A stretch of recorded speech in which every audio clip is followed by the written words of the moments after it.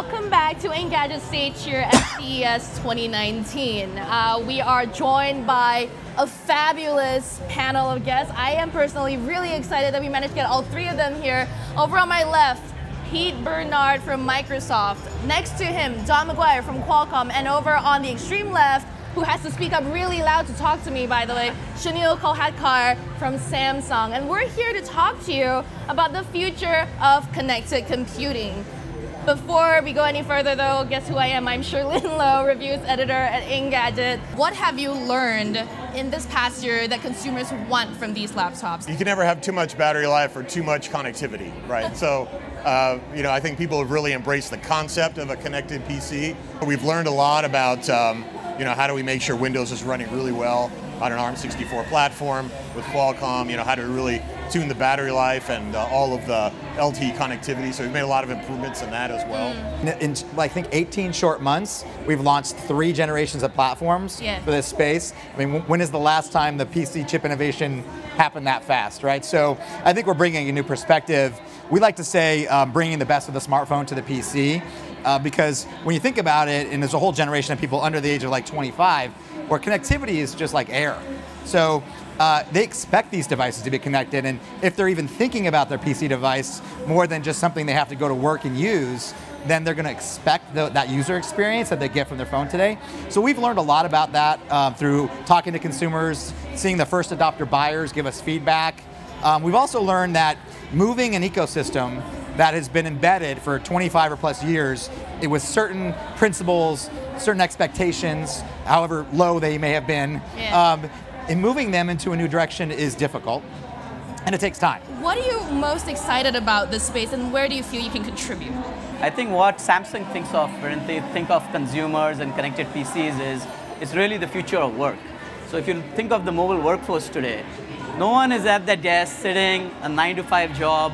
The modern workforce is sitting on the beach. You're going to your home sometimes, working from home, working remotely, and this whole gig economy is taking off. So what does it mean for computing?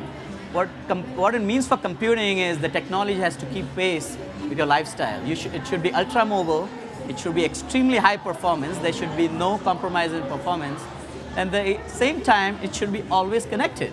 We have to have a connected future, and how can our devices deliver that future to the consumer? How do you balance that with a lot of people's growing desire to disconnect more? I think what we believe is this always on and always connected environment actually allows you to disconnect when you want. Back in 1999-2000, when Wi-Fi became more prevalent, it really changed the culture of work. It sort of opened up offices and allowed people to connect in different places. You didn't have to be cabled. And we think that with LTE connected PCs and then 5G connected PCs, there's another transformation on the culture of work that enables people to be connected, whenever and wherever they need to be. We're seeing a lot of interest from businesses, commercial accounts, that want to have the most agile, workforce possible, and having, PCs that are connected to the cloud at all times is one of the things I think we're excited about. What are some of the key challenges that have presented themselves, and what are you doing to, reduce them? Working with our carrier partners like Verizon to make sure we're really communicating to consumer the value prop of the always connected PC and showcasing what you can do without an always connected PC. Using is believing. Yeah. As soon as people get these in their hands, the feedback that we get on the connectivity, the battery life, the weight of it all, and being able to take it anywhere is, oh my God, how did I not have this? Right. For about 20 years, the phone universe and the PC universe are like parallel universes, right? So separate, Parallel universes. It was like a Matrix type of movie. And then, about a year or two ago, the worlds collided. Yeah. That was the disruption. Was that now you've got the telco channel and all that going on with the PC world and PC OEMs, and Samsung's in between both, which is fascinating. Good luck. Yeah, and so I think that's been an interesting challenge and opportunity, right? It's like now you've got these two worlds colliding, and so how do we do the best of both and create these computing devices that have all the capabilities that people expect in smartphones, but also are full PCs, secure and managed endpoints in their commercial business and everything that they expect. So you've noticed then, since Samsung announced their own connected laptop with the Snapdragon chipset, that people have maybe reacted more to it or more positively, you think? I think that mobile operators have embraced the PC more now. They can now add that onto people's plans. They can expand their reach and expand their business through this new form factor for them. Right, so it's one more thing for them to sell. Exactly, yeah. And we have been talking more on the consumer side, but on the business side, there's a huge potential, right? Huge. If you think of small businesses, later on in the future, you can think of network as a service. That way, you don't have to have your own giga Wi-Fi hotspot everywhere. You can basically lend the network, and you have all these connected PCs that are connecting to these networks seamlessly. Right. And that's really the future, especially as 5G, we get into 5G. The most popular and successful plan right now is literally device add-on plan, right? So you add on your wearable, you add on your PC or a tablet, it's a $10 a month charge. Right. As we get into 5G and future technologies, data will come with it. You don't even have to think about it. You have one plan, all your devices connected seamlessly with it. And that's a little bit barrier breaking for us. Yeah. Because a consumer doesn't have to think about, oh, do I really need that $10 a month add-on plan? We've launched in Europe and in China and in Taiwan and in the US and Canada. We've seen a lot of creativity from the operators, especially in Europe. We've seen plans where you pay one monthly fee, you get the device and data bundled together. Right. We've seen operators bundling content. Yep. Like in Italy with Telecom Italia, where they're giving their TV service as well as data with the device.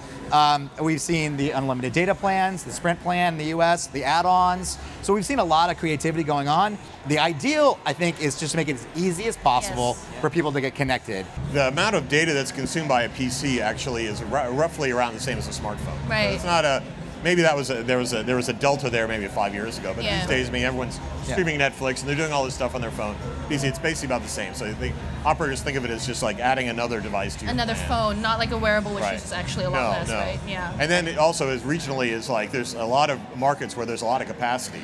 The capability of going to a different country and just getting their plan through a roaming agreement is very, very powerful, very seamless. And many people actually don't understand that it's extremely secure as well. It's a lot more secure than finding a Wi-Fi hotspot, which can really have hackers breaking into it. What are we expecting to see in terms of connected laptops with 5G? For us, 5G is the connective tissue between the cloud and the edge. And so having a high performance, high density, low latency network is going to unlock all kinds of opportunities for all of us, and our commercial customers and consumers. Windows is going to be 5G ready for our OEMs. I mean, we announced yesterday that there'll be over 30 plus devices enabled with Snapdragon 5G in 2019. Some of those devices will be PCs. The benefit really is going to be about sustained connectivity performance. What is sustainable is 250 to 500 megabits per second sustained speeds. And when you're talking about gaming or workloads that you need to do for an hour or 2 hours, having that sustained connectivity speed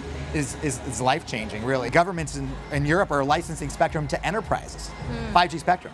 Wow. So they can build their own campus networks. Think about it, if you're a big enterprise and you have multiple buildings and you want to build a secure, lockdown 5G private network with spectrum that you've licensed from the government, you want all your devices to be operating within that as people move around. Right. The first thing that's going to need to be upgraded are those big, clunky old PCs, right? Because everybody already has a phone, and those are easy to upgrade. Every 18 months you get a new with your plan.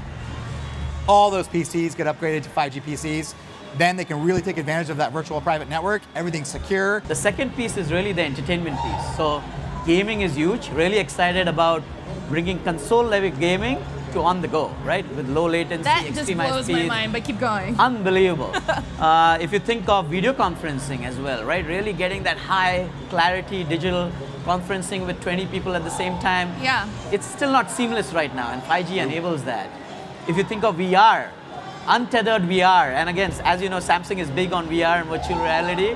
Again, that opens up new possibilities for us, not being tied to a PC and still getting the level of VR and 360-degree video streaming. What should we expect from you on your company in the connected computing world for this year? I think this year we're going to see a bunch of new devices. Cool. So we're pretty excited at different price points and different capabilities.